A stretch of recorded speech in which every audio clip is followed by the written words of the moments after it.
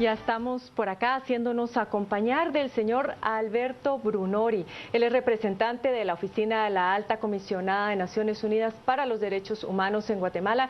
Está ya prácticamente terminando su gestión acá en el país y nos va a contar acerca de qué país se encontró en esta otra ocasión en que ha estado acá, residiendo en Guatemala, y qué país deja, cuáles son los desafíos a futuro, especialmente después de esas jornadas cívicas del 2015. Bienvenido, señor Brunori. Gracias, buenas noches. Gustavo, tienes la primera pregunta.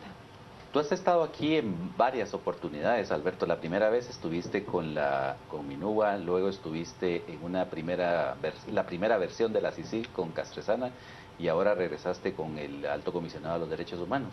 Sí, comparemos un poquito entre la Minúa y lo que tú ves ahora.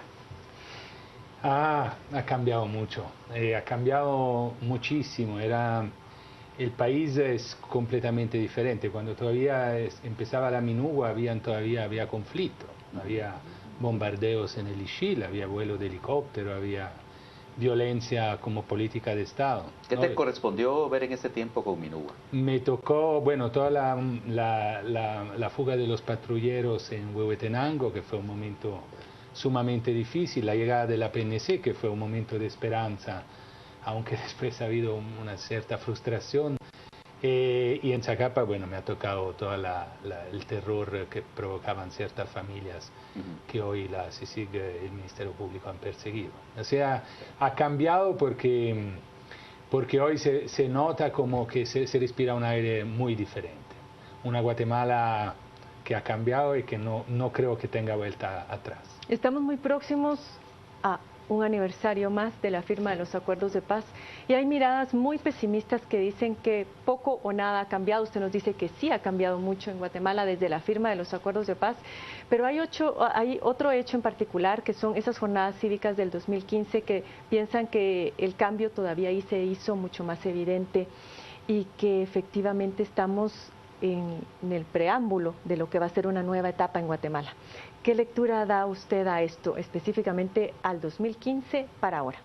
Bueno, Guatemala para las personas, los observadores internacionales, se ha transformado de ser un caso emblemático en negativo a un caso emblemático en positivo. Entonces, veo que hoy, donde uno va, todo el mundo quiere saber de Guatemala, etcétera, pero con el espíritu constructivo. Los buenos, digamos, por lo menos los que quieren un cambio democrático de los países. Y el alto comisionado, pues, si me ha mandado aquí, supongo, porque quería reiterar su compromiso con Guatemala. Y hoy yo cuando mando informes a Ginebra, pues mando informes de, sí, por supuesto, los retos que hay, tema de defensores de derechos humanos, el ingreso a casa, todavía hay, pero ya no son políticas cotidianas. Eso es un poco. Y el tema de la corrupción, que finalmente se descubre que no es solo el Estado corrupto, no son solo funcionarios públicos, hay una corrupción difusa y se puede combatir, se puede ser exitoso en esa. Entonces yo creo que pasa a Guatemala a ser un caso emblemático en positivo, con todos los retos, las dificultades, los riesgos que puede tener un país como eso, pero la gente de la calle ha dado mensajes muy claros. El país no va a volver, hay jóvenes que están participando.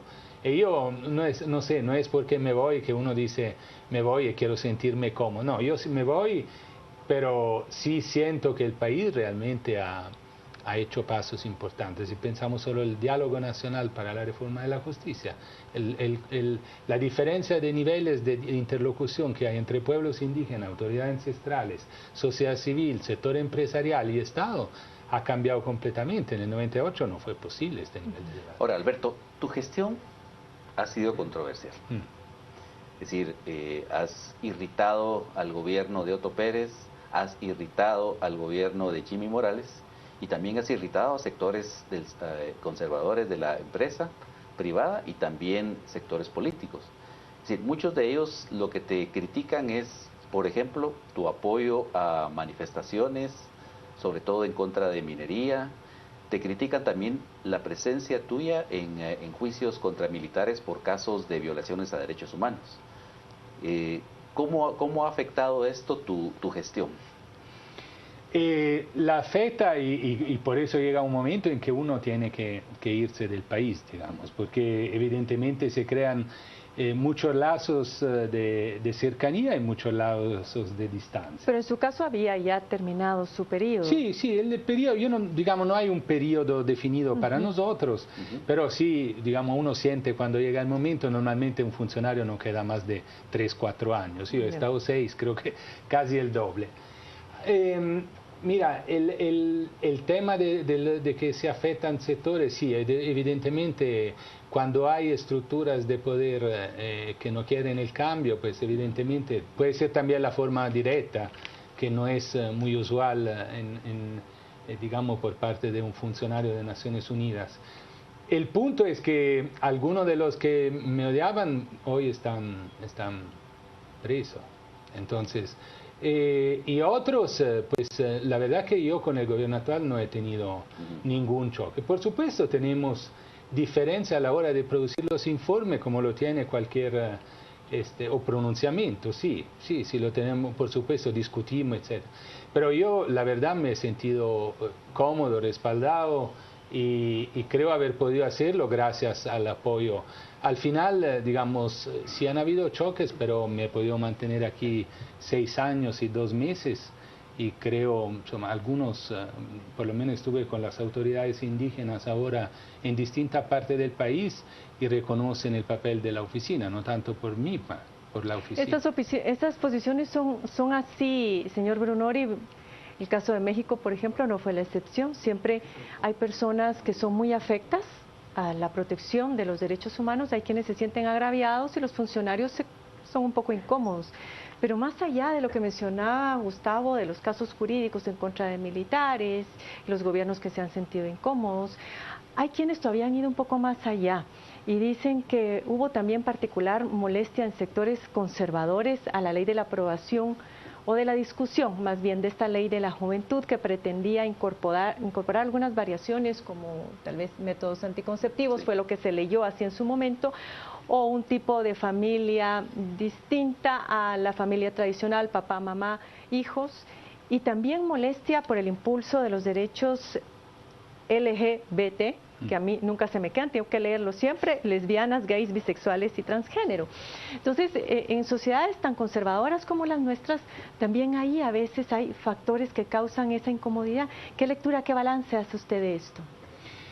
El balance es que hay temas siempre muy difíciles. La idea del espíritu de los derechos humanos es ir adelante, tener una visión. Eso es lo que hacen los relatores, el sistema de Naciones Unidas, y donde Guatemala ha contribuido, además, porque Guatemala ha estado en el Consejo de Seguridad, ha estado en el Consejo de Derechos Humanos. Entonces, no es que Guatemala sea extraña a la...